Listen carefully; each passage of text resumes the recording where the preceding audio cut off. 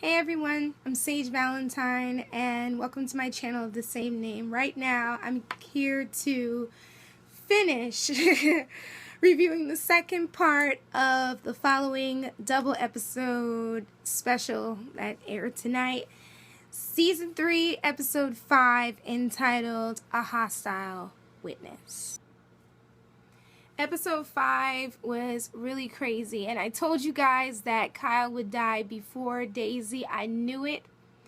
And it was even more shocking that Kyle gave up his life for Daisy, and when it came time for Daisy to sacrifice herself to join Kyle, Daisy was like, screw this, I'll just deal with old Dr. Strauss and whatever it is that he wants to do. And I was cracking up because once Kyle got shot, I knew this was the end of him, and then his bleeding and that sepsis or whatever that was like settling into that gunshot wound through his shoulder, to be honest, was like slowing them down. And then the fact that Ryan Hardy was able to follow the blood, I knew that it was like Kyle's time to go.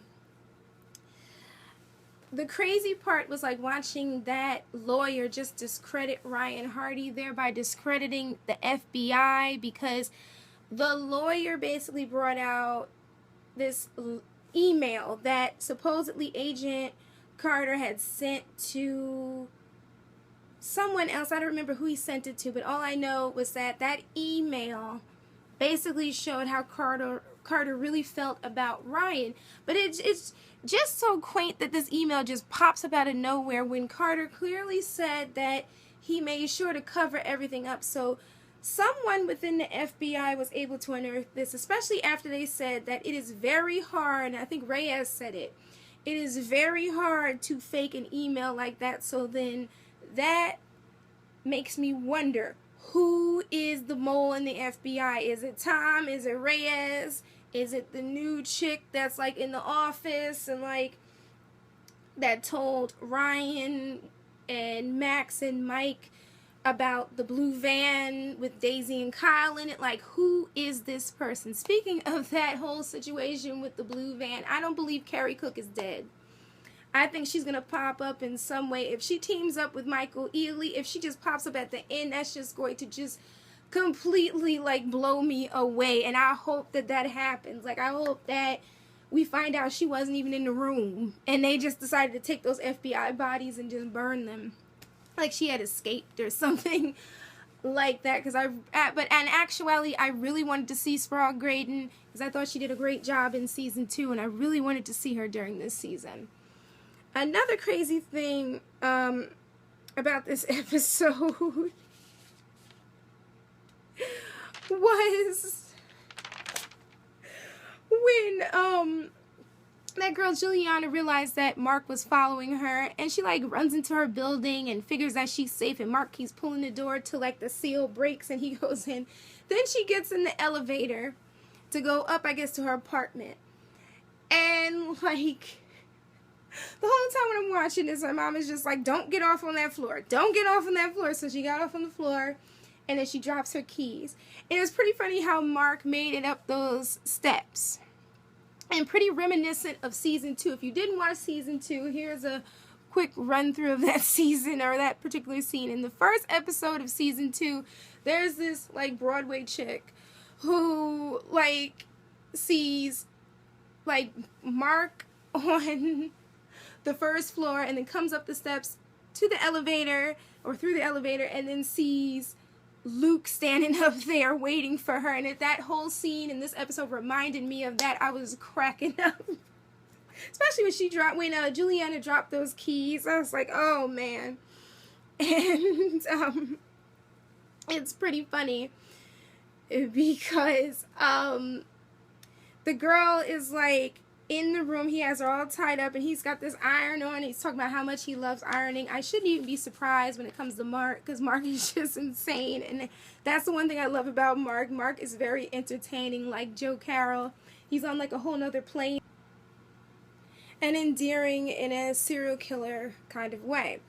But what's really funny is when, like, Julianna's kind of begging for her life, and Mark is just like, well, tell me where Strauss is. And she's like, I can't tell him, he'll kill me.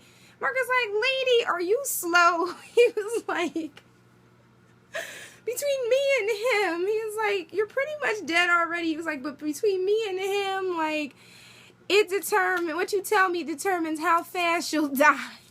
And I know I shouldn't have been laughing at that, but it was just too funny because she's talking about one person killing her and she's sitting in there with Mark Gray. I was like, that poor woman. But anyway, eventually Mike and Max and Ryan make it to Julianna's apartment. They find her dead.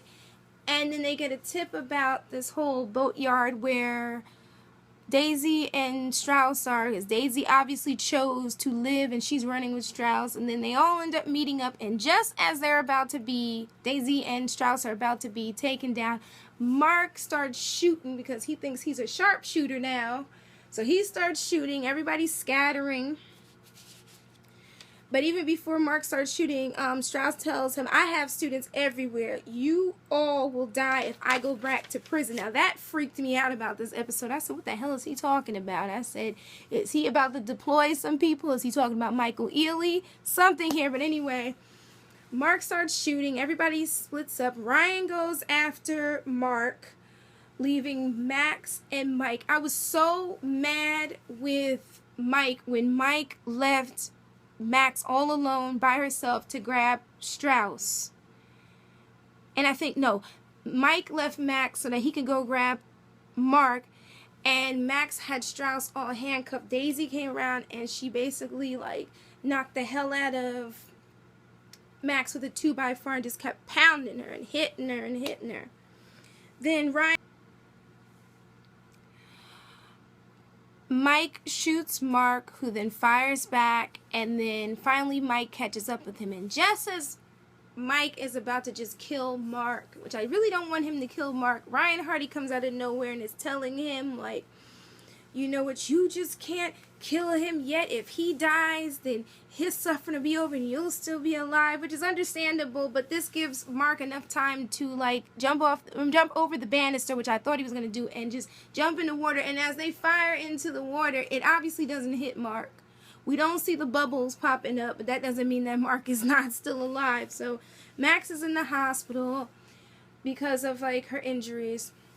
Mike and Ryan are yelling at each other. I'm like, is this the time for you guys to be yelling at each other? Like, both of you need to chill. Then, of course, Mike basically tells Ryan, if you were in this situation and Mark was Joe Carroll, you would have shot him, which is the truth.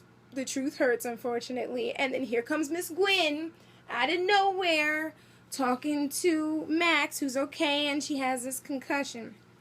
And then Ryan Hardy realizes, I guess, that in order to catch Strauss, he has to talk to someone. And finally, after 5 episodes, we get to see Joe Carroll, who has the most memorable line during this episode next to Mark saying, lady, are you crazy? Are you slow? Was, what took you so long? I said, finally Joe appears. And I am so looking forward to Michael Ealy's appearance next week. Michael Ealy looks like a psycho, and I can't wait to see him. I love him as an actor. I've been waiting so long. And I was actually watching BuzzFeed, and somehow I guess I must have ruined it for some people, but I think most of the fandom knew about Michael Ealy popping up anyway. It was all on the internet, on Access Hollywood, ET, all these things. If I remember correctly, it was like during the fall, I think they started mentioning he was going to pop up and everything. But I apologize, BuzzFeed, for ruining it for you guys, especially I think it was Nando. I think I ruined it for Nando. Sorry, Nando. But anyway, thank you guys so much for tuning in. I know this is a super long review, but there were 2 episodes, so I had to go a little bit longer. Thank you guys so much for supporting me. If you haven't already, subscribe to my channel and my brand of crazy. Don't forget to rate this video, leave your comments, let me know what you thought of the double episode, what your prediction is for the rest of the season, and how bad do you think Theo, aka Michael Ealy, is going to be. So until next time, check me out on Google Plus and Twitter at Sage Valentine. Also check the links below for my previous reviews. I'm going to have them all down there. And also check out my reviews for season 2. I am thinking about going back and reviewing season 1 to get myself caught up. But as of right now, I'm only watching Rectify. If you guys haven't already, please watch Bloodline on Netflix. It is awesome, and I'm so ready for Daredevil to pop up on my Netflix queue. So until next time, you all take care. I love you all. Thank you all. Finally got this video done. I'm a happy camper. Bye, guys. Love you all. Bye.